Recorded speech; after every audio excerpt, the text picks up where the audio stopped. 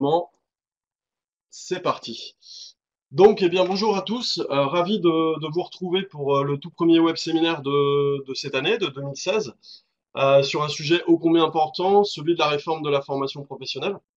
Alors, on en profite bien évidemment pour vous souhaiter à tous une très belle année, donc riche en projets et en concrétisation aussi bien personnelle que professionnelle. Alors aujourd'hui, donc nous serons deux à animer ce web séminaire. Donc il y aura Florent Guittard, donc qui travaille au CRT Limousin et qui est en charge aussi des questions liées à la professionnalisation. Et moi-même, donc Fabien Rimbaud, en charge de la professionnalisation également à la MOPA.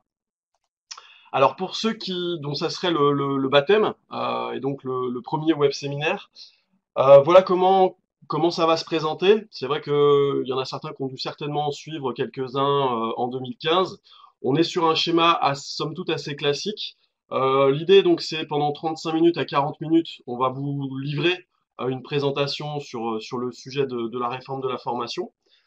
Et ensuite donc s'en suivra un échange de questions-réponses par rapport au sujet donc de 15 à 20 minutes. Donc là on est ensemble jusqu'à minuit. Minuit, pardon, midi. Donc, pour vous exprimer, parce que c'est vrai que quand on va dérouler notre présentation, il y a la possibilité via le chat que certains d'entre vous ont déjà utilisé, donc de poser au fur et à mesure vos questions. Et donc, en fait, on fera une compilation lors des 15 à 20 dernières minutes de l'ensemble de ces questions pour tenter au mieux d'y répondre. Alors je rappelle que cette vidéo donc sera mise en ligne ces prochains jours, accompagnée de tout un tas de documents et ressources sur le sujet pour, on va dire, vous faciliter du mieux possible l'essentiel et on va dire les points clés de cette réforme avec quelques outils pratiques sur lesquels on reviendra. Alors je rappelle une petite chose par rapport à ces web séminaires. L'idée, comme vous avez pu le découvrir dans le cadre du programme 2016, c'est vraiment d'en faire des rendez-vous réguliers. On sait que bah voilà, le nouveau périmètre régional est relativement vaste. Donc l'idée, c'est d'avoir à peu près 2 web séminaires par mois qui vont vous être proposés sur des sujets très variés. Et donc pour aussi faciliter l'accès et la rapidité liée à un thème précis, un thème d'actualité. Euh, donc par rapport au programme, je ferai juste une parenthèse avant de rentrer dans le vif du sujet. Donc il a été réalisé en collaboration étroite entre la MOPA, le CRT Limousin et la Fédération régionale des offices de tourisme de Poitou-Charentes, et il s'appuie sur de nombreuses contributions du réseau, et notamment et notamment grâce aussi aux travaux qui ont été menés par une commission professionnalisation grande région, donc qui était composée de nombreux acteurs tels que des offices de tourisme, des CDT, ADT, CRT, et aussi collectivités donc qui œuvrent en faveur du développement touristique à l'échelle de la grande région. Donc ces travaux finalement ont permis d'aboutir aux 8 défis que vous avez très certainement dû voir apparaître comme étant un peu le socle et la colonne vertébrale de l'ensemble des actions de professionnalisation qui sont proposées cette année pour l'ensemble des acteurs institutionnels du tourisme. Alors, par rapport au sujet qui nous concerne aujourd'hui, donc voici le déroulement en gros qu'on vous propose, donc en 3 points clés. Donc dans un premier temps, j'évoquerai l'esprit de la loi de 2014 et finalement ses impacts pour l'entreprise, pour l'employeur et pour le salarié. En gros, d'avoir les principales mesures qui ont été prises et ce que ça impacte et ce que ça change en fait pour vous et pour votre quotidien. Le deuxième point, donc là c'est Florent qui prendra la suite et donc qui reviendra plus en détail sur l'entretien professionnel. J'évoquerai avec vous le compte personnel de formation et ensuite Florent conclura sur les points clés à retenir finalement pour les managers, les responsables qui suivent ce web séminaire. Je crois que vous représentez, on doit être pas loin d'une vingtaine et en gros 90% des gens qui suivent le web séminaire sont des gens qui encadrent et donc qui gèrent des équipes. Donc ça sera aussi un moyen d'avoir une conclusion avec les points clés à bien avoir en tête par rapport à cette réforme. Nos objectifs, donc pendant cette heure qu'on va passer ensemble, donc c'est de comprendre les grands principes de la loi, de vous permettre aussi peut-être de transmettre l'essentiel des points clés de cette réforme à vos collaborateurs. Et enfin, d'intégrer les outils mis à disposition, notamment par AGFOS PME. On reviendra sur la fameuse mallette RH. Alors, excusez-moi, j'ai pas débranché le téléphone. Ça risque de parasiter un petit peu le web séminaire. Je vous demande juste 30 secondes.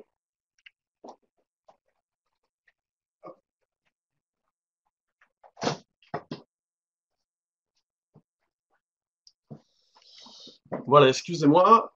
Donc, par rapport à l'esprit de la loi,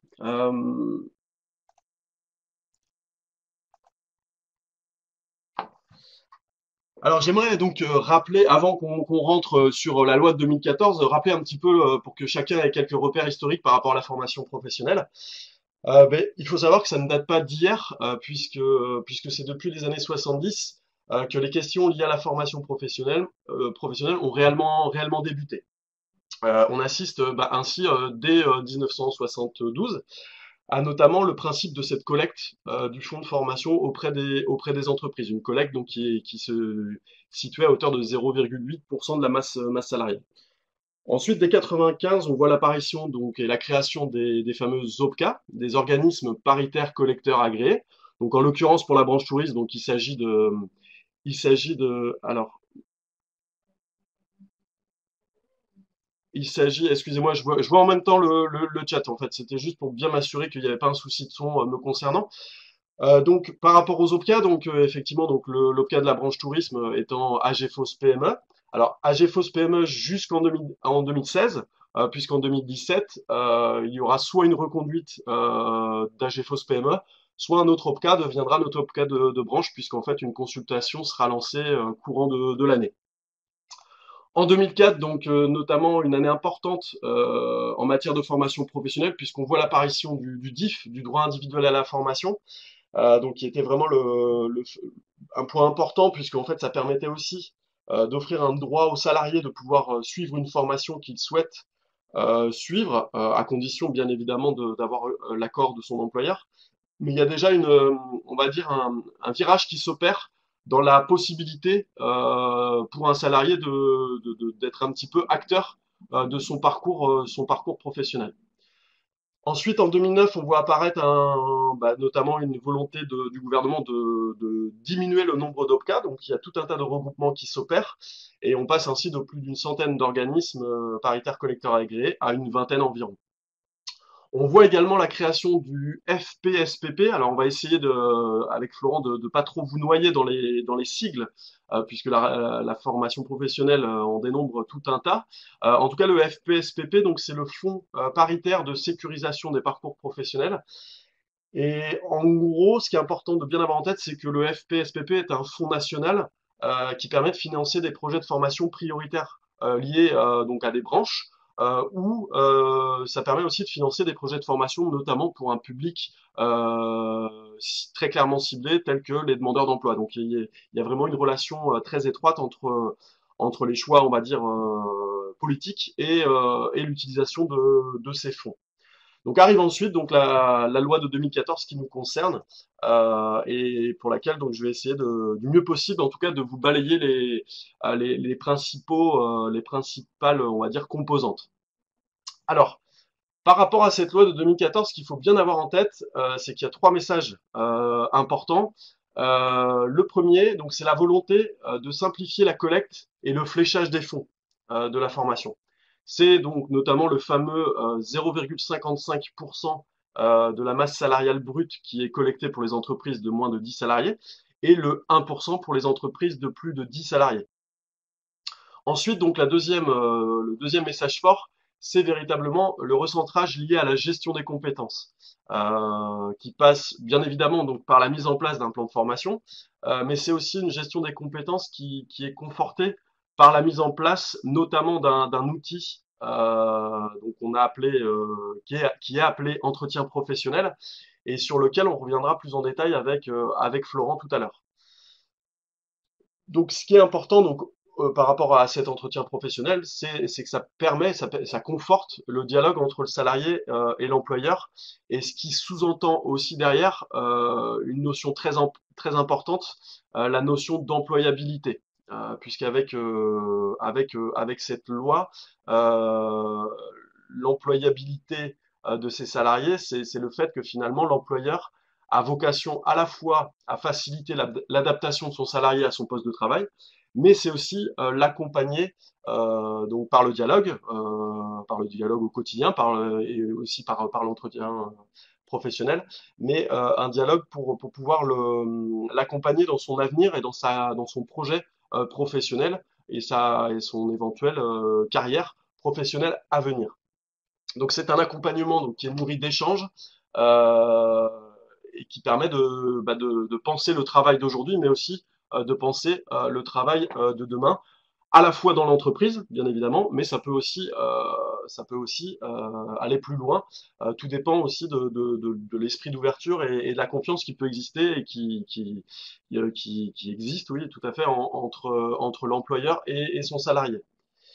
Donc ça, c'est le deuxième message. Et enfin, le troisième, c'est véritablement de garantir l'accès à la qualification via le compte personnel de formation, donc le CPF, pour lequel aussi on reviendra plus en détail tout à l'heure. Alors, ce que ça change concrètement pour l'entreprise, ben, en gros, il faut bien avoir en tête qu'on est passé d'une logique fiscale à une logique sociale. Ce qui signifie qu'il n'y a plus d'obligation de justifier les dépenses de formation. Mais il y a toujours une obligation de former son personnel. Ça a quand même en termes d'affichage, ça aussi, c'est un symbole très fort. Donc par rapport notamment à la 2483, qui doit être honorée pour les entreprises de 10 salariés et plus, euh, donc auprès des services de l'État, au nom de la participation au développement de la formation continue, mais en fait cette 2483 disparaît. Euh, donc, pour bien comprendre, avant la réforme, donc avant cette réforme de 2014, il y avait donc pour les entreprises de plus de 10 salariés, 1,6% de la masse salariale brute dédiée à la formation professionnelle qui devait être justifiée auprès des services de contrôle. Donc il y avait 0,9% qui devait être justifié par l'entreprise, 0,5% par l'OPCA, par l'OPCA, que je mentionnais tout à l'heure, et 0,2% par le fonds GESIF. Dorénavant, il n'y a plus cette obligation de justifier des dépenses liées à la formation. Mais par contre, c'est pas pour ça que la formation n'est pas une priorité en fait pour l'entreprise, puisque l'employeur a vocation à conforter, on va dire, la mise en place d'actions de formation pour ses salariés.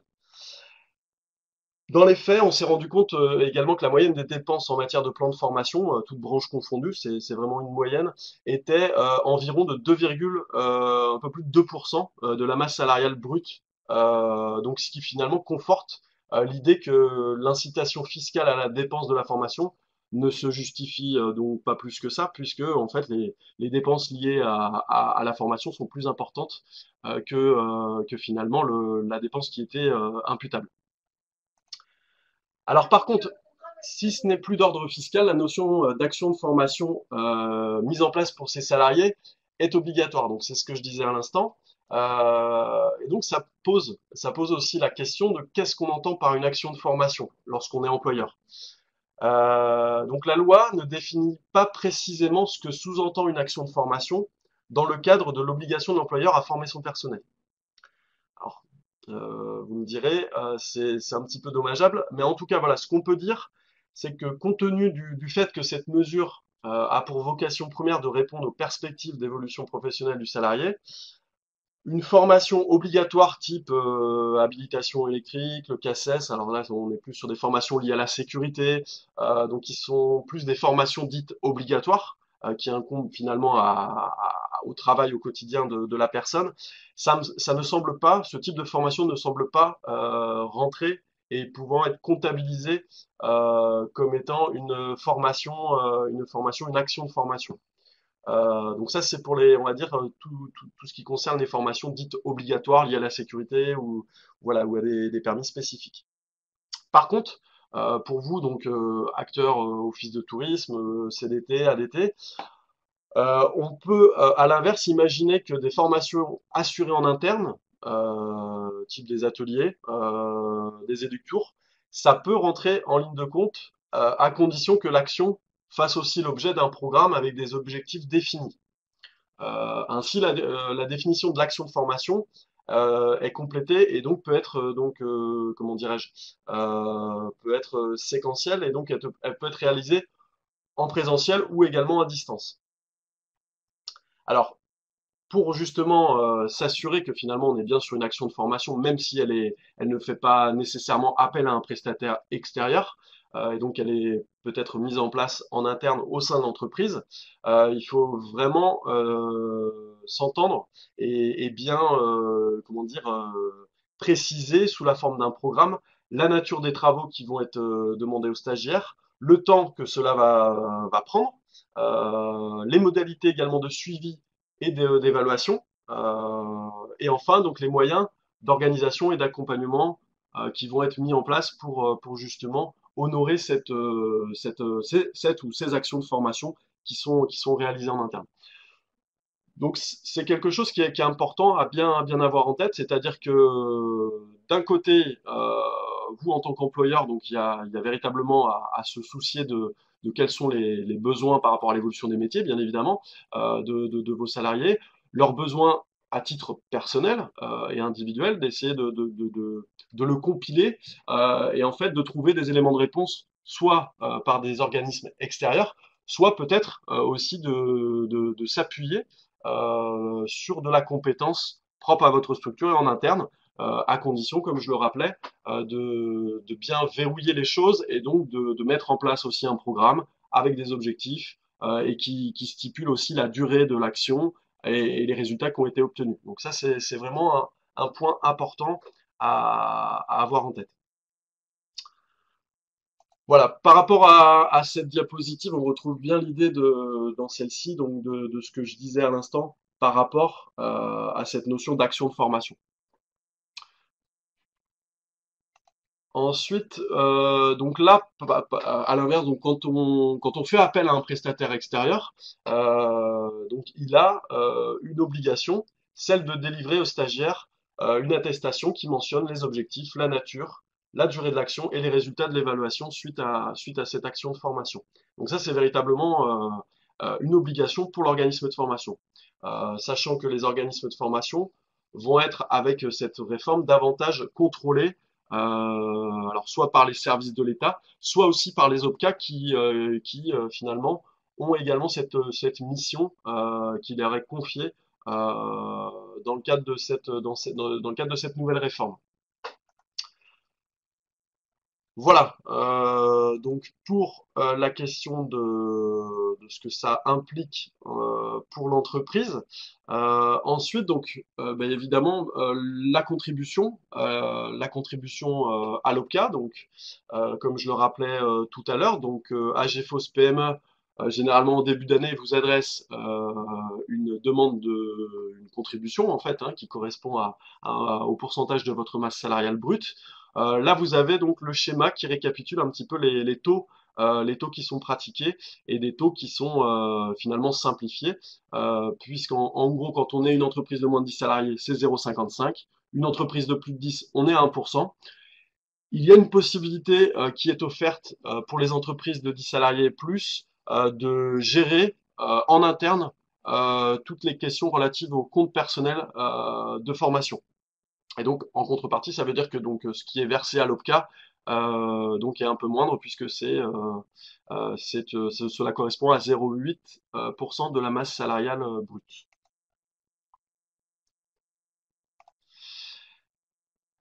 Alors là, pour aussi que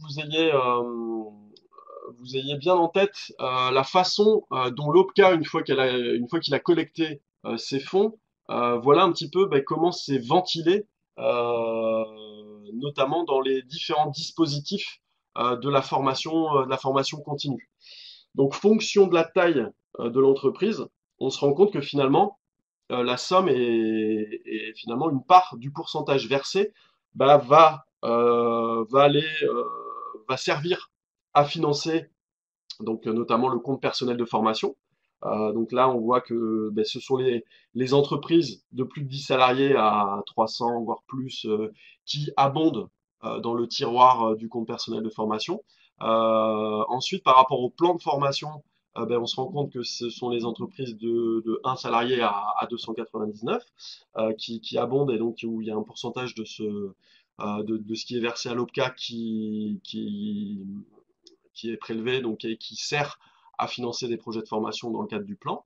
Enfin voilà, donc tout ça est ventilé et donc ce qui explique aussi des fois la complexité de bien comprendre la façon dont sont calculés le montant des aides, sachant que ben, pour l'année 2016, les critères de prise en charge AGFOS ben, nous seront partagés en ce début d'année et on manquera pas de bien évidemment de le partager aussi via nos newsletters au réseau ben, pour savoir, vous, en tant qu'office de tourisme, CDT, ADT, ben, quel est le montant de l'enveloppe plan de formation, quel est le montant de l'aide qui peut être octroyée dans le cadre du compte personnel de formation. Enfin voilà, et donc qui vous permet aussi d'avoir un pilotage global de votre plan de formation. Je rappellerai juste une chose importante aussi par rapport au programme de professionnalisation Grande Région de 2016. Il faut savoir que AGFOS PME, donc qui fait partie des partenaires financeurs importants de cette démarche, il faut savoir que c'est les fonds dont on bénéficie sont négociés et donc ne viennent en aucun cas euh, euh, et ne sont pas prélevés en fait dans le cadre de votre enveloppe plan de formation en tant qu'entreprise. Ça, c'est important. On est vraiment sur deux choses bien distinctes, donc ce qui permet aussi à tout à chacun d'avoir une liberté de gestion dans son plan de formation. Et donc, ce qui nous permet aussi ben, de pouvoir vous proposer des formations à un coût relativement bas par rapport aux tarifs qui sont généralement pratiqués dans le secteur de la formation professionnelle. Voilà, donc ça c'était pour avoir une idée un petit peu plus précise de la ventilation liée à la collecte et au versement de l'OPCA, enfin de l'entreprise vis-à-vis de l'OPCA. Alors ensuite, par rapport à l'employeur, pour l'employeur, donc qu'est-ce qu'implique cette réforme? Bah, en résumé, il y a deux obligations majeures. Le fait qu'en tant qu'employeur, il faut s'assurer de l'adaptation des salariés à leur poste de travail. Donc ça, c'est une première obligation. Et la deuxième, c'est le fait de veiller au maintien de la capacité à occuper un emploi euh, pour ses salariés. Donc ça, c'est vraiment deux choses importantes. C'est un petit peu ce qui était sous-entendu lorsque je parlais tout à l'heure de cette notion d'employabilité. Alors rapidement, vous retrouverez ici donc au travers d'une fresque historique bah, le parallèle entre à la fois les réformes liées à la formation professionnelle et la justice, avec notamment bah, par exemple en 2000 la loi qui acte l'obligation d'adapter le salarié à son poste de travail et qui crée l'obligation de veiller à son employabilité. Donc voilà, vous avez progressivement finalement le lien entre ces deux entre à la fois la justice et la réforme, et donc en 2014 avec finalement une loi qui crée ce baromètre, à savoir l'entretien professionnel, qui est obligatoire, et donc Florent reviendra plus en détail sur ce fameux entretien. Alors, d'un point de vue jurisprudence, on constate qu'il y a eu quelques situations qui ont été bah, jusqu'à une procédure et jusqu'au tribunal. Alors là, par exemple, vous avez donc dans le cas de licenciement sans cause réelle et sérieuse, un employeur enfin des employeurs qui ont pu être condamnés à un versement d'indemnité parce qu'il a été prouvé que l'employeur n'avait rien mis en œuvre pour adapter le salarié à son poste de travail. Donc ça, c'est une jurisprudence qui court depuis plus de 20 ans maintenant. Ensuite, donc, par rapport à cette notion bah, de veiller au maintien, à occuper un emploi, on constate aussi que dans certaines circonstances, des dommages et intérêts pour préjudice distincts de celui résultant de la rupture du contrat de travail ont pu être également occasionnés entre un salarié et la structure qui l'employait. Voilà, donc ça c'est pour l'avoir aussi en tête, même si voilà, on n'est pas sur un nombre de cas exorbitant en fait par rapport à ces décisions de justice. Mais voilà, c'est important il nous semblait important de vous le présenter également. Alors ensuite, pour le salarié, donc, ben, ce que la réforme change essentiellement, c'est notamment ben, l'arrivée de cet entretien professionnel et du compte personnel de formation. Et donc, je vais laisser la parole maintenant à Florent, qui va nous exposer dans le détail donc l'entretien professionnel. Est-ce que ça induit, est-ce que ça implique à la fois pour le salarié et pour l'employeur? Je coupe mon micro, Florent, et je... J'ai ouvert mon micro pour ma part. Donc, pour commencer à répondre aux questions, enfin pour donner quelques petites informations, notez bien vos questions en fait dans le chat. Nous les notons sur un document à part avec Fabien et on prendra du temps à la fin du web séminaire pour y répondre. Je vais vous présenter donc comme l'a précisé Fabien, un outil spécifique qui est vraiment maintenant installé dans la réforme de la formation professionnelle, qui est l'entretien professionnel.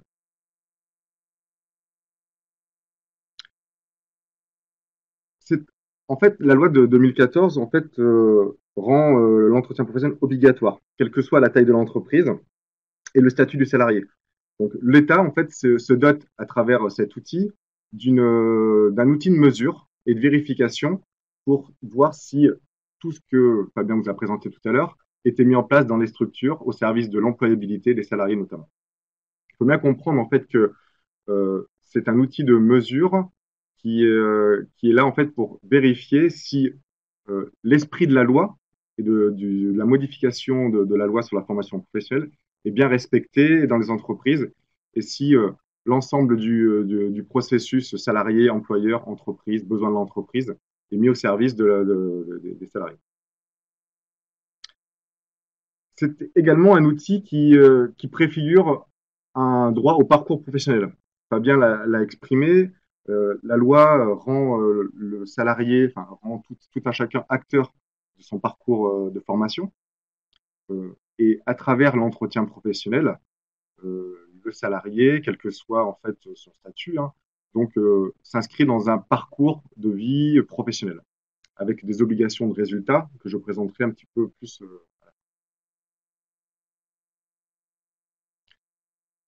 Alors l'entretien professionnel, pour rentrer un petit peu dans le détail, je vous ai mis une série de puces qui présentent grosso modo les points essentiels à retenir. Ce qu'il faut comprendre, c'est qu'il est exclusivement consacré aux perspectives d'évolution professionnelle. Et il ne doit pas être confondu avec l'entretien annuel d'évaluation, qui lui est davantage là, en fait, pour juger le caractère appréciation du travail, respect des objectifs, pardon. On est vraiment sur un bilan annuel qui donc est un outil de gestion des compétences en interne. L'entretien professionnel, tel qu'il est entendu maintenant dans la loi, c'est vraiment un endroit, un lieu pour juger et permettre aux salariés d'évoluer dans sa carrière professionnelle.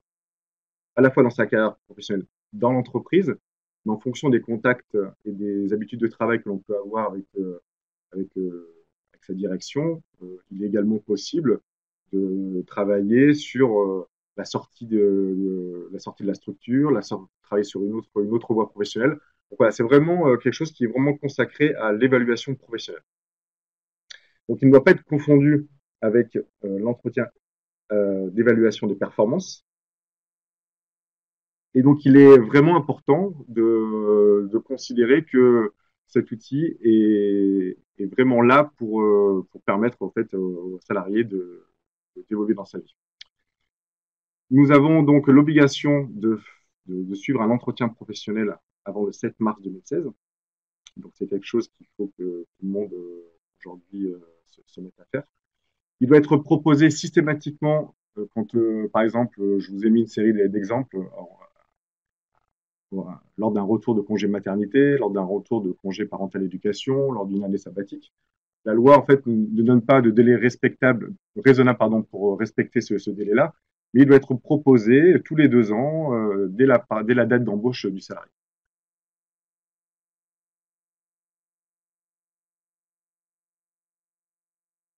Alors, sa finalité, on le répète, elle est exclusivement consacrée aux perspectives d'évolution du salarié tous les 2 ans. Et pourquoi pas, allons à plus long terme, c'est ce que je vous expliquais tout à l'heure. Sa finalité aussi, elle peut être liée à un accompagnement de l'entreprise. Donc, ça peut être des formations qualifiantes qui peuvent être mises en place. On peut parler de tutorat, de formation de pair à pair, d'évolution en interne, de passage de transition d'information en interne. C'est vraiment quelque chose qui est là pour accompagner le salarié. Depuis juillet 2016, euh, le salarié a la possibilité d'avoir également un recours à un conseil en évolution professionnelle. Alors, ce conseil en évolution professionnelle, c'est également un outil de gestion des compétences, mais cette fois-ci externe, comme pouvait l'être avant le bilan de compétences. Alors, le bilan de compétences existe toujours, hein, mais le CEP est un outil supplémentaire mis en place dans la réforme. Et ça permet de mettre en adéquation des projets d'évolution professionnelle avec des besoins de territoire, notamment, avec une série de formations qui existent sur des listes éligibles, avec une série de financements possibles. En fait, ça peut être un outil complémentaire pour le salarié, pour tout un chacun, de savoir comment évoluer dans sa vie professionnelle. Ça peut être complémentaire à un entretien, à l'entretien professionnel avec donc du coup des allers-retours avec son employeur. Bah, c'est vraiment quelque chose qui peut être également important. Les prestataires de ces CEP, ça peut être l'OPCA, ça peut être l'APEC, ça peut être Pôle emploi, des Cap emploi, des missions locales ou tout organisme en fait qui pourrait être désigné par des conseils régionaux. Donc ça, c'est quelque chose qui est important. Il faut bien noter qu'il y a possibilité également pour vos salariés, vous qui êtes responsable de structure, pour vos équipes, donc d'avoir un outil supplémentaire pour s'appuyer, à savoir le CEP.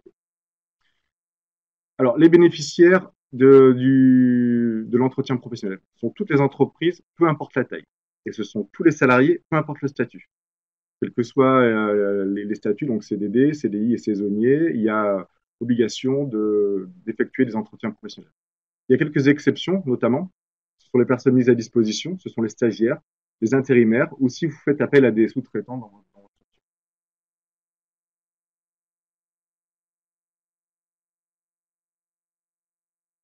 La mise en œuvre de l'entretien professionnel, elle se fait dès l'embauche du salarié. C'est-à-dire que l'employeur doit informer le salarié qu'il bénéficiera, quand il sera dans cette structure, d'un entretien professionnel tous les 2 ans.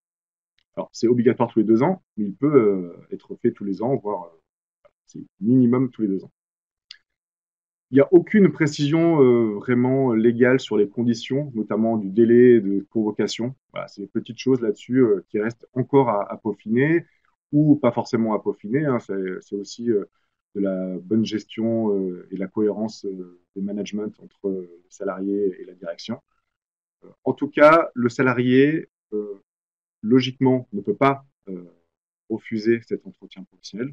Si parfois cela se fait, l'employeur, lui, devra obligatoirement justifier qu'il a fait une proposition à son salarié. Il n'y a pas de formalisme notamment encadré par la loi, à savoir combien de temps ça doit durer, où est-ce que ça doit s'effectuer. Voilà, on conseille, nous, de le distinguer de manière formelle de l'entretien annuel d'évaluation, mais à savoir qu'il peut se faire dans la foulée, à la suite de l'entretien d'évaluation, une fois qu'on a passé les objectifs, une fois qu'on a identifié, apprécié le travail d'une manière globale, on peut s'arrêter, prendre, voilà, un peu changer de place et passer à cet entretien professionnel d'évaluation, pas d'évaluation, pardon, justement, d'évolution professionnelle. Par contre, l'entretien professionnel donne lieu à la rédaction d'un document qui est avec une copie au salarié. Donc, quelque chose qui, là-dessus, la seule formalisation, elle est sur ce point.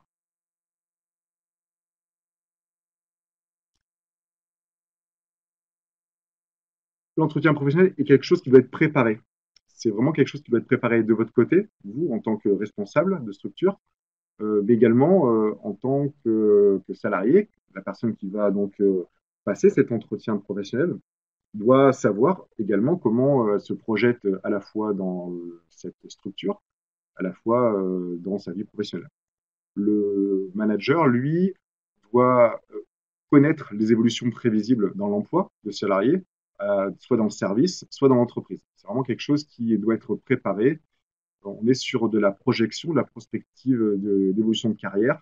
Donc c'est quelque chose on doit avoir des objectifs sur la table en matière de professionnalisation. Donc c'est vraiment quelque chose qui doit être préparé. En effet, donc à travers des objectifs de professionnalisation, il y a des souhaits d'évolution du salarié. Alors comme je le disais tout à l'heure, hein, soit sur un poste de travail spécifique, soit globalement dans l'entreprise, soit dans le groupe, soit hors de. On doit fixer des échéances pour arriver en fait à mener à bien les objectifs de professionnalisation.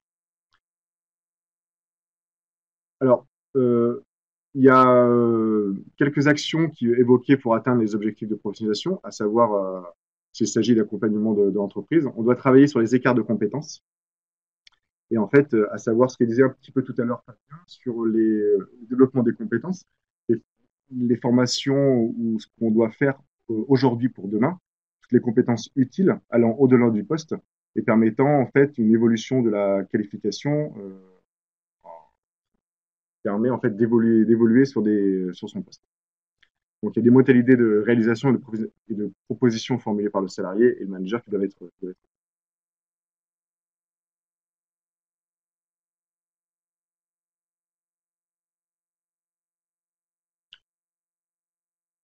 Le but de cet entretien professionnel en fait, est de vérifier si le salarié a bénéficié au cours des 6 dernières années d'entretien biannuel.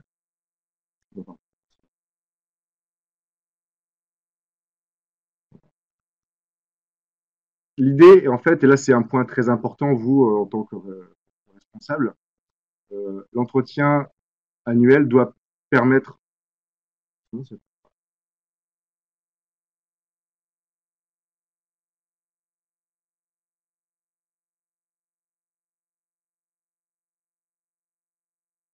Pardon, je crois qu'il y avait un problème dans les slides. Oui, il y a une obligation donc, tous les 2 ans de faire ces entretiens professionnels.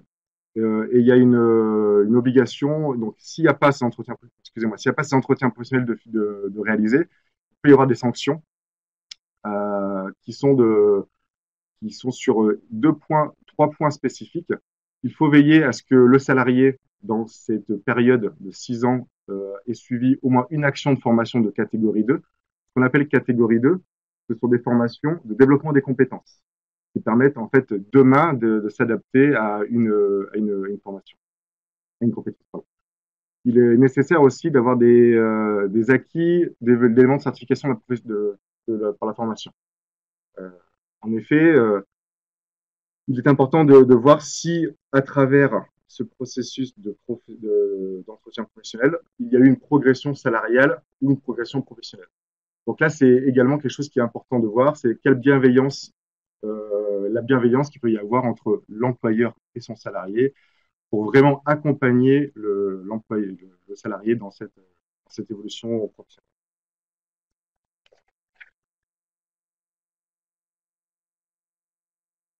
Si, en effet, les 3 mesures que je viens de vous évoquer, s'il y en a au moins 2 sur 3 qui sont pas réalisées, il peut y avoir des sanctions qui sont assez fortes. Hein. En faisant le calcul que je vous présente juste après, on peut arriver à des sommes qui sont du coup assez importantes pour les entreprises.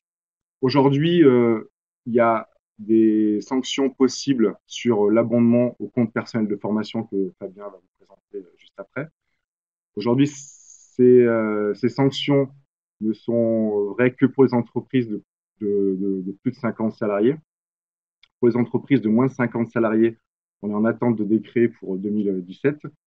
Néanmoins, même sans ces décrets, il y a des risques de contentieux au prud'homme qui peuvent s'opérer. Donc là, on est juste en année de transition, je pense, pour pouvoir un petit peu statuer quelles sanctions sont attribuées à telle ou telle personne en fonction du non-respect de.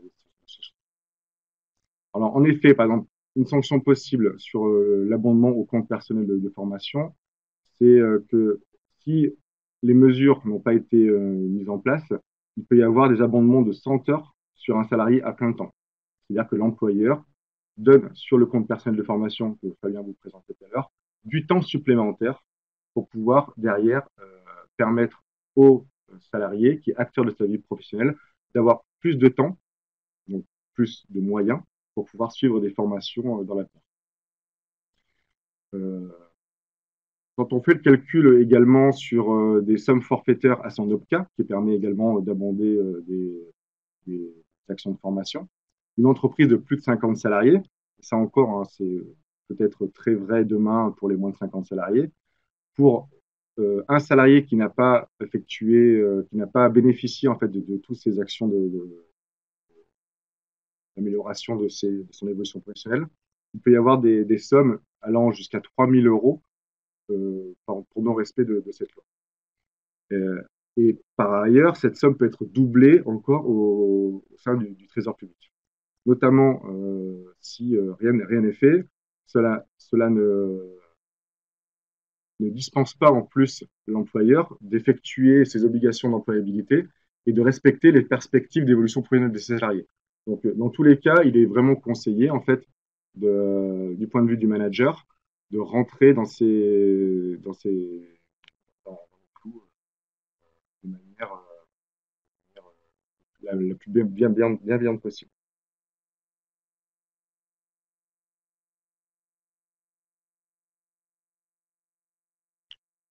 On vous a présenté l'entretien professionnel.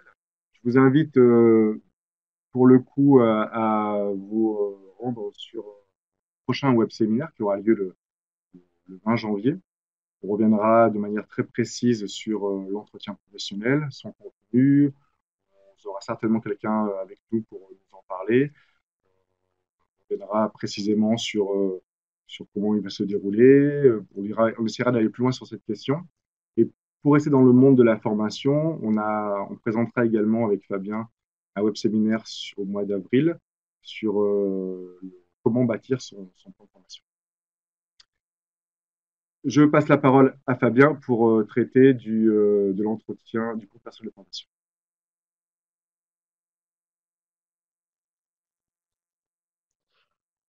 Alors, je vois qu'il y a pas mal de questions sur le chat, donc on y reviendra à la fin du web séminaire. Donc, on va terminer par le compte personnel de formation. Donc, en évoquant, je pense que la plupart des gens en ont déjà entendu parler, puisqu'en fait, c'est donc bon, ça a surtout démarré l'année dernière, hein, en 2015, puisque en gros, ce qu'il faut bien avoir en tête, c'est que le CPF est un droit attaché à la personne. On avait le DIF, le droit individuel à la formation, qui permettait déjà d'avoir une sorte d'autonomie en tant que salarié pour choisir en tout cas une formation sous réserve de la validation de son employeur. Là, le CPF, on va encore plus loin, c'est-à-dire que le salarié n'a pas forcément une demande officielle à faire auprès de son employeur, sauf si la formation se passe sur le temps de travail. Donc, pour des soucis on va dire, de simplification, l'idée donc est de se créer un compte individuel sur la plateforme moncompteformation.gouv.fr. J'imagine que la plupart d'entre vous l'ont déjà créé. En tout cas, si c'est pas encore fait, je vous invite à le faire assez rapidement ou en tout cas à communiquer aussi auprès de vos personnels l'existence de cette plateforme pour bon voilà, ça prend pas énormément de temps, mais ça permet finalement d'avoir aussi un suivi en ligne qui permet à la fois d'avoir son compteur d'heures diff sous les yeux et aussi ben, le nombre d'heures acquises au titre du CPF depuis le 1er janvier 2015. Euh, donc voilà par rapport à la plateforme. Ensuite, euh, alors justement pour rentrer un peu plus dans le détail sur cette transition entre le DIF et le CPF, donc pour rappel, le DIF donc se clôturait au 31 décembre 2014, donc ce qui devait faire aussi l'objet d'une information spécifique des employeurs par écrit auprès de leurs salariés, donc avant le 31 janvier 2015. On a notamment dans les ressources qui vous seront partagées des exemples de courrier type en fait qui avait été adressé, notamment en s'appuyant sur des exemples du réseau. Et donc le but était finalement d'avoir un extrait signé de l'employeur du solde d'heures diff que le salarié comptabilisait au 31 décembre 2014.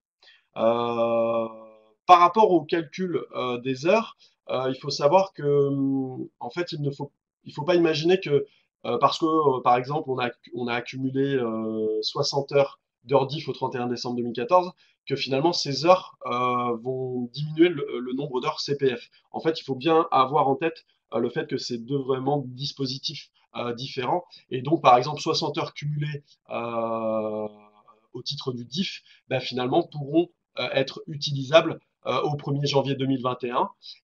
Donc ça, c'est la date butoir pour l'utilisation des heures diff. Et le CPF, ce sont des heures parallèlement qui sont engrangées d'une certaine manière par le salarié à compter de l'exercice 2015. Une petite parenthèse par rapport aux agents de la fonction publique territoriale. On sait qu'on a à peu près 20% du réseau donc, qui est dans ce cas de figure. Pour le moment, au sein du CNFPT, au sein des agents de la fonction publique, c'est le DIF encore qui subsiste. Donc il n'y a pas eu encore la transition avec le compte personnel de formation. Alors sur le CPF, donc par rapport à la plateforme moncompteformation.gouv.fr, ce qui est important, donc non seulement ça vous permet d'avoir un récap de vos droits, de vos heures, mais ça permet aussi d'accéder à une liste des formations qui peuvent être éligibles d'une certaine manière, et donc qui donnent droit, puisque la priorité aussi liée à cette réforme, c'est d'accéder à la qualification. Et donc, il y a une liste des formations qui peuvent être suivies et donc qui rentrent dans le cadre d'une prise en charge au titre du compte personnel de formation. Voilà. Alors pour vous aider aussi, parce qu'on sait que c'est pas toujours évident de savoir en tant que salarié ce qu'on est, c'est pas forcément évident de s'y retrouver. Il y a aussi donc un conseiller en évolution professionnelle qui existe et donc qui peut être mobilisé pour justement avoir des informations, notamment par rapport à ces formations et à ce choix de formation. Sur le calcul des heures, donc en gros, alors tout à l'heure je disais donc que ça a commencé donc en 2015. Donc ce qu'il faut bien avoir en tête, c'est qu'en mars 2016, les premières heures seront inscrites directement sur la plateforme moncompteformation.gouv.fr. Et donc en gros, le calcul se fait au prorata du temps horaire de travail, du temps de travail. Et donc, c'est 24 heures par an de travail à temps complet, jusqu'à un seuil de 120 heures, donc les premières années, donc les 5 premières années, à compter donc entre mars 2015 et mars 2016. On va dire que c'est le premier exercice, donc qui donne droit à 24 heures. 5 années avec 24 heures donc qui peuvent être cumulées, qui se cumulent si elles ne sont pas utilisées. Et enfin, on termine donc sur les 12 heures de formation par an, donc ce qui nous permet de pouvoir aboutir à un plafond de 150 heures qui lui ne peut pas être dépassé. Et donc c'est vraiment un plafond de 150 heures. Voilà, sur l'accord collectif, donc par rapport au financement, je parlais tout à l'heure de l'accord de prise en charge, on va dire les accords liés au financement d'AGFOS. Il faut savoir que donc ils seront connus là en début d'année, et en tout cas le financement ne pourra pas être inférieur à 13 euros par heure de CPF dans le cadre de ces critères, dans le cadre des critères notamment AGFOS. Donc voilà, donc c'est aussi pour avoir un ordre d'idée sur les tarifs. On sait que par rapport au DIF, ces dernières années, on était une aide et un abonnement de l'OPCA à hauteur d'environ 15 euros par heure de formation. Alors, sur la demande qui doit être faite par le salarié, si on est sur une formation donc, qui se déroule lors du temps de travail, donc si la formation est d'une durée inférieure à 6 mois, il y a une demande qui doit être réalisée par le salarié au minimum 60 jours avant le début de la formation. Si c'est une formation donc, qui est donc d'une durée égale ou supérieure à 6 mois, il faut que cette demande soit faite au minimum 160 jours avant le début de l'action de formation. Et ensuite, donc par rapport à l'accord d'employeur, donc il y a 30 jours pour que l'employeur se manifeste et donc donne sa réponse, sachant qu'il n'y a pas forcément un format ou un modèle type de réponse. En tout cas, voilà, comme pour le DIF, tout silence ou retard dans la réponse vaut acceptation pour le salarié. Ensuite, par rapport aux heures de formation, donc si elles sont réalisées en tout ou partie sur le temps de travail, bah, il faut savoir que les heures de formation, bah, finalement, il y a un maintien de la rémunération sur les heures de travail effectifs. Si c'est en dehors du temps de travail, il n'y a aucune indemnisation spécifique. Par contre, que ce soit hors temps de travail ou sur le temps de travail, il y a une protection sociale en fait qui est induite notamment en matière comment, d'assurance et de protection dans le cas d'accidents éventuels, de maladies liées à, voilà, il y a toutes sortes de pépins ou d'accidents qui peuvent survenir lors de cette formation. Donc voilà, donc en tout cas, il y a une protection du salarié, que cette formation se fasse sur le temps de travail ou en dehors. Voilà, donc ça c'est le site. Donc quand j'évoquais tout à l'heure le conseil en évolution professionnelle, donc par rapport à notamment ces questions autour du choix des formations, du listing et de l'inventaire de ces formations, pour s'y retrouver, il y a aussi donc ce conseiller. Donc il y a un site internet qui existe pour trouver votre conseiller qui pourra éventuellement vous appuyer dans vos recherches. Alors Florent, pour la conclusion, avant qu'on passe aux questions-réponses. Oui. Donc, on a fait une dernière petite slide pour vous présenter quelques points essentiels qui nous semblent en tout cas nous essentiels à retenir. On en a 5 précisément. Le premier est de considérer, et c'est pas Fabien ni moi qui allons dire le contraire, que la formation est un socle important pour avoir une entreprise performante. C'est vraiment aujourd'hui le, le salarié est acteur de sa vie professionnelle. Les générations qui arrivent derrière nous auront quasiment l'obligation de gérer leur vie professionnelle et ils seront acteurs de leur formation, vraiment. Donc on doit vraiment considérer que la formation tout au long de la vie est un socle, et le socle pour avoir une entreprise performante demain. Je ne peux pas du tout désigner sur ce point-là. Ça, c'est quelque chose d'à part, mais qui est important pour nous à vous montrer. La réforme de 2014, comme on vous l'a présenté aujourd'hui, la vraie différence, c'est qu'elle rend acteur de son parcours professionnel tout un chacun. Avec ce CPF que tout le monde a dû ouvrir avant décembre 2015, on a comme un site qui nous permet, comme je ne sais pas quel autre site, nous permet de gérer vraiment notre parcours de vie professionnelle à travers nos droits de formation, les heures que l'on a, le budget et les moyens que l'on a pour pouvoir suivre des formations. La réforme donc de 2014 garantit l'accès de cette formation, de cette évolution professionnelle, par l'entretien professionnel qu'on vous a présenté. L'entretien professionnel est vraiment un outil spécifique qui permet en fait aux salariés d'évoluer dans cette vie professionnelle. C'est vraiment un outil de gestion des compétences en interne qu'il ne faut pas du tout négliger. Un outil d'évaluation des compétences externes, c'est le conseil en évolution professionnelle qui est présenté également tout à l'heure. On conseille également, d'ailleurs je crois que la loi de juillet 2014 l'oblige, que lors de l'entretien professionnel, le fait qu'il existe un conseil en évolution professionnelle doit être présenté aux salariés par l'employeur. Et donc, le point également important, c'est que les salariés de droit privé disposent d'un compte personnel de formation, très bien, crédité en heures, qui permet donc aux personnes d'activer des heures de formation en fonction de leurs besoins, soit plutôt personnels, même si c'est des projets professionnels, soit directement en lien avec l'évolution de.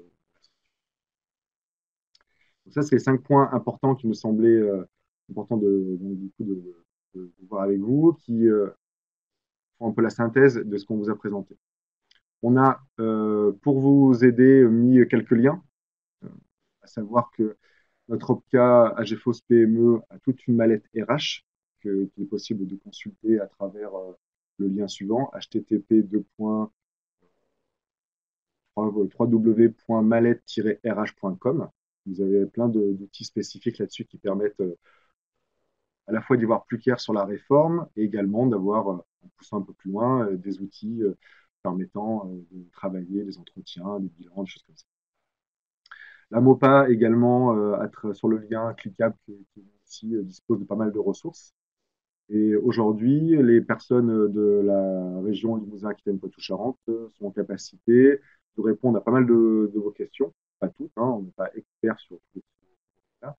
Pas mal de questions sur la réforme, sur le plan de formation, sur bâtir son plan de formation. Donc on est vraiment là, à travers ce mail unique là, les personnes en charge de la professionnalisation au niveau de la région Aquitaine, Limousin, Poitou-Charentes peuvent répondre aussi.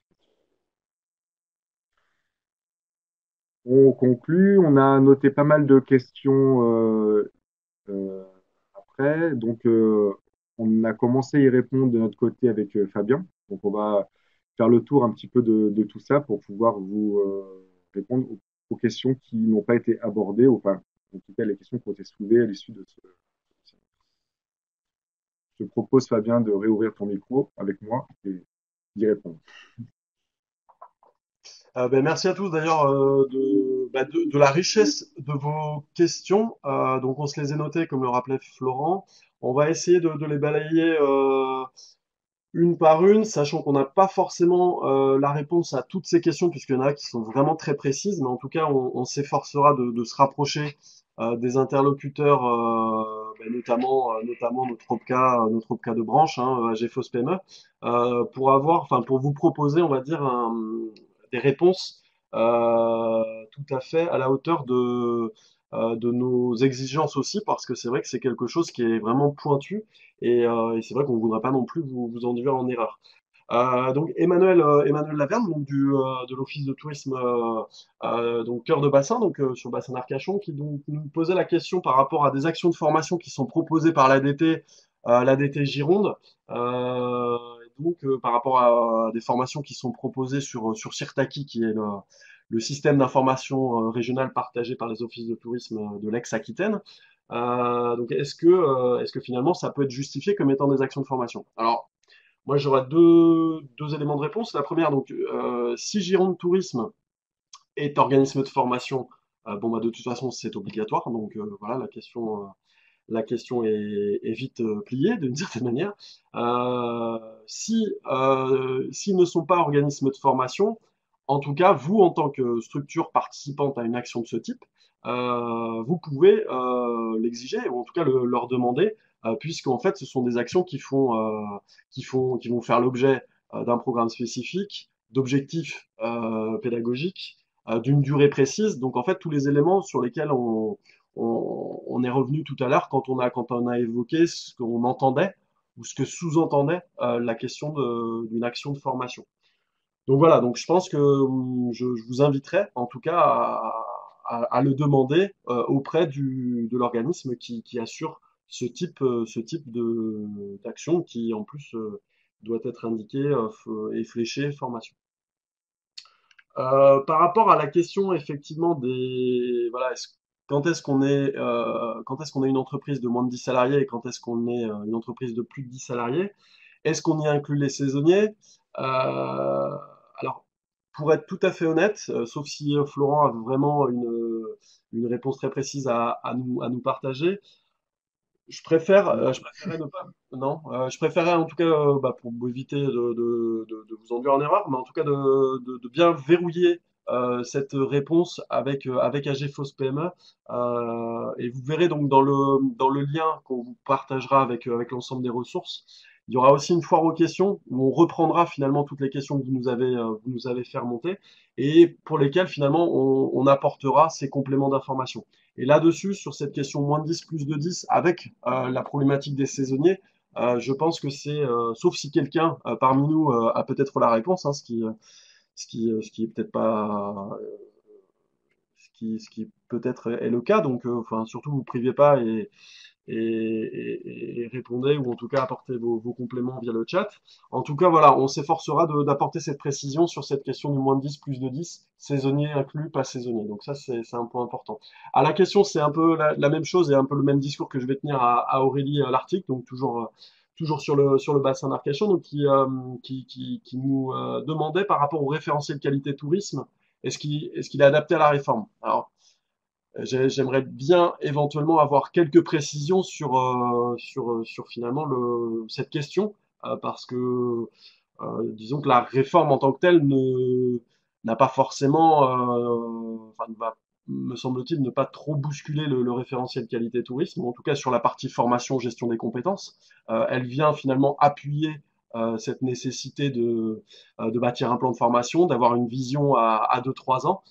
Donc en tout cas, je m'en assurais aussi auprès d'OTF, et notamment de Romain qui connaît plus, qui maîtrise plus ce référentiel, le référentiel qualité tourisme, pour voir voilà si éventuellement il y aura des choses rajoutées euh, ou en tout cas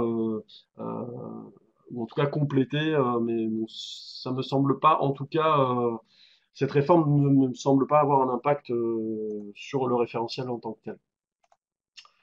Ensuite, par rapport à la question des... Alors là, c'est donc Florence Bouchot. Par rapport à la question des personnels en contrat public, est-ce qu'ils sont inclus dans la masse salariale brute? Alors, ben, en gros, dans le calcul d'AGFOS PME, on est vraiment sur la masse salariale brute des agents de droit privé. Donc, en l'occurrence, si ce sont des agents en contrat public, ils ne sont pas intégrés dans le calcul de cette cotisation et donc dans le pourcentage de la masse salariale.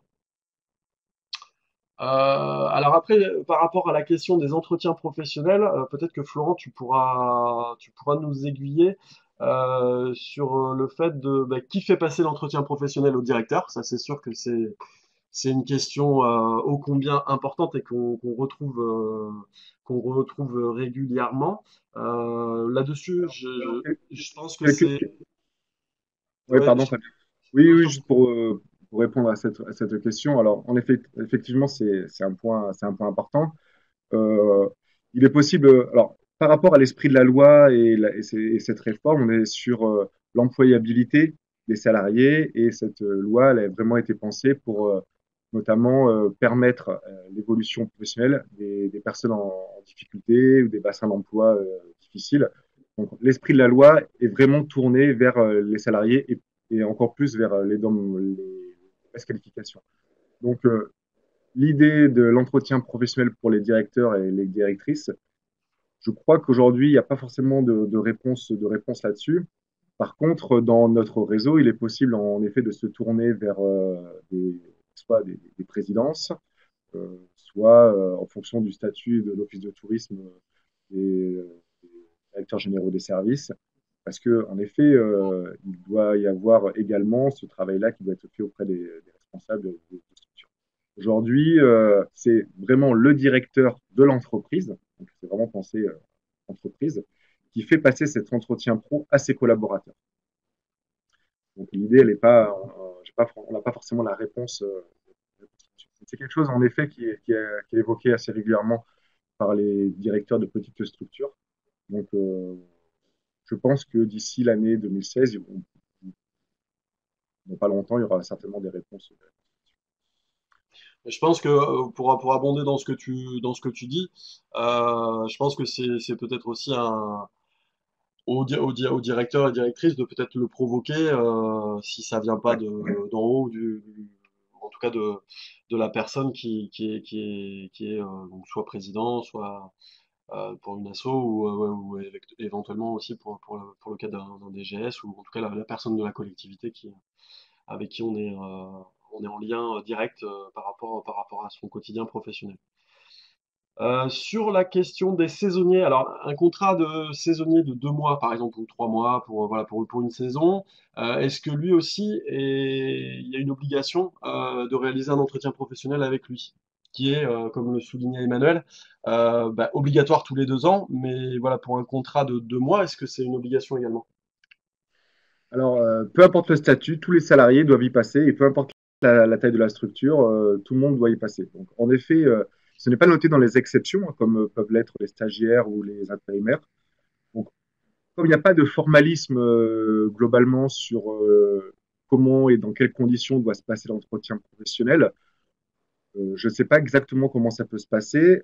La seule chose que l'on peut dire là-dessus, c'est que il est nécessaire de faire un entretien professionnel auprès des saisonniers, puisque c'est quelque chose qui doit être, puisque n'importe quelle personne avec n'importe quel statut qui arrive dans l'entreprise, on doit lui l'informer sur le fait que pendant son contrat, au sein de cette structure, il bénéficiera pardon, d'un entretien professionnel. Donc c'est toujours un outil supplémentaire pour pouvoir permettre à des statuts comme le statut des saisonniers, qui ne sont pas forcément des statuts créés très affirmés, d'évoluer donc oui, il faut les faire. L'obligation, elle est sur tous les 2 ans. Euh, on peut en faire plusieurs durant ces 2 ans. Il faut à minimum en faire un tous les 2 ans.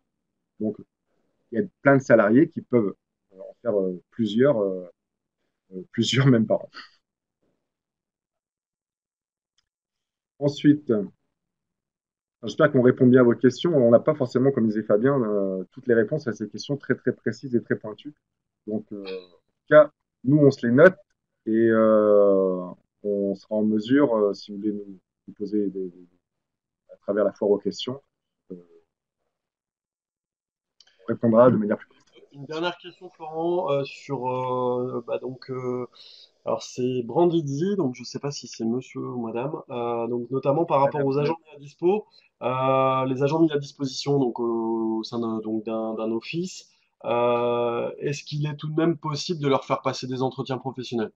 Donc bon, j'ai déjà répondu plus ou moins via le chat, mais enfin, je pense que ce qui est important, voilà, quand on encadre et qu'on a la gestion d'une équipe qui se compose à la fois d'agents de droit privé et agents de la fonction publique, je pense que d'un point de vue managérial et éthique managériale, je pense que c'est important de le faire passer aux deux types de salariés que l'on retrouve dans son équipe, voilà, bah, tout simplement parce que ça semble s'inscrire pleinement le pilotage managérial de la structure.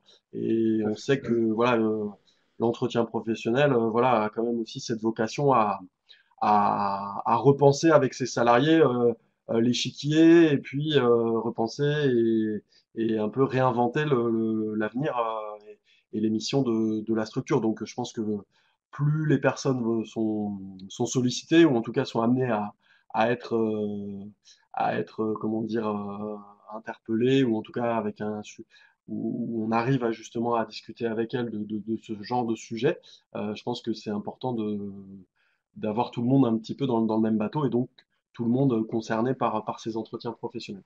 En tout cas, c'est pas une obligation pour les agents de la fonction publique, si il n'y a pas d'obligation, mais bon, ça semble tellement logique.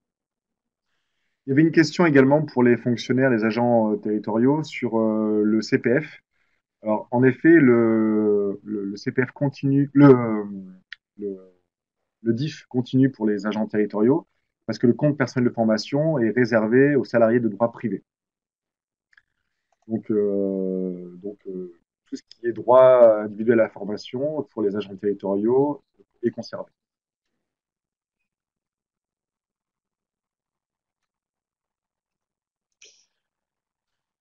Voilà, on a un petit peu dépassé le temps. Je ne sais pas comment. Si vous avez d'autres questions, n'hésitez pas. On a encore un petit peu de temps de manière pour y répondre. Donc, voilà.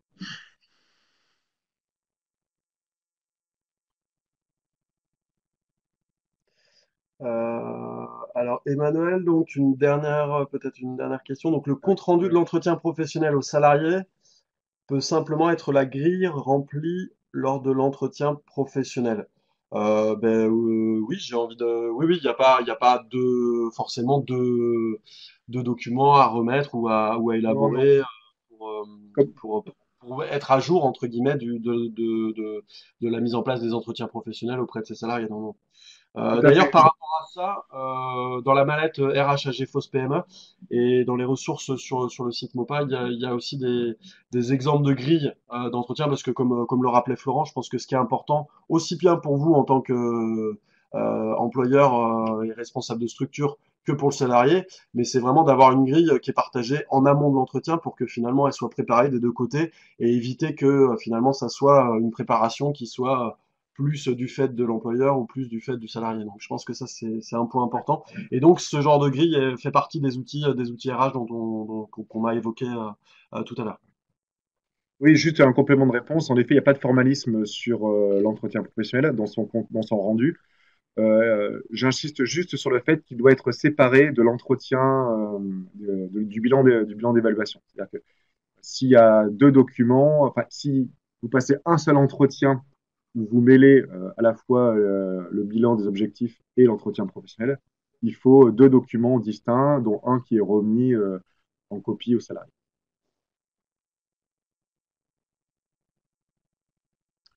Voilà, j'espère qu'on a été assez clair sur tous ces points-là. On va revenir sur l'entretien professionnel qui suscite pas mal de questions. En fait, je vois 1 janvier.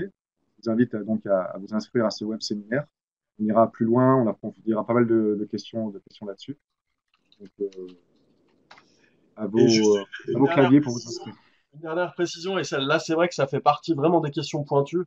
Donc pour répondre à Florence Bouchou, sur les agents territoriaux qui ont un contrat de droit privé, là j'avoue on va faire le nécessaire pour vous apporter, donc dans le cadre de la foire aux questions, qu'on vous partagera ces prochains jours. Mais c'est vraiment une question hyper pointue et sur laquelle là il va falloir qu'on voit dans le détail avec AGFOS PME notamment, qu'est-ce qu'on peut vous répondre et répondre au réseau pour effectivement avoir l'ensemble des réponses aux questions que cela pose. Parce que des agents territoriaux qui sont en détachement avec un contrat privé, effectivement, il y a deux questions. C'est est-ce qu'ils peuvent ouvrir un compte sur la plateforme au titre du CPF? Donc ça, c'est la première question. Et la deuxième, c'est par rapport à l'entretien professionnel et le fait, voilà, d'être raccord aussi pour l'employeur par rapport à ça. Donc ça, c'est vraiment, voilà, on a aussi nos propres petites lacunes. Hein, en tout cas, voilà, mais, on se les notait bien en gras et donc on tâchera de faire au mieux pour préciser et apporter ces éléments de réponse. Ah oui, il y en a qui aiment bien les pointus en RH, ouais, ouais, je vois ça. Ouais. Bon, en tout cas, bah, merci à tous Merci à tous. d'avoir suivi ce premier web séminaire de l'année. Bah, on espère que, en tout cas, la connexion et le son étaient de bonne qualité. Voilà, et puis bah, ravi encore de débuter l'année avec le réseau et puis sur un périmètre voilà un peu élargi. Je pense qu'on va avoir tout intérêt à s'enrichir mutuellement avec un réseau finalement ben voilà, qui est élargi et donc qui va pouvoir aussi profiter des actions de formation, des actions de professionnalisation pour se rencontrer et puis comme ça on va aussi élargir nos connaissances de ce nouveau périmètre.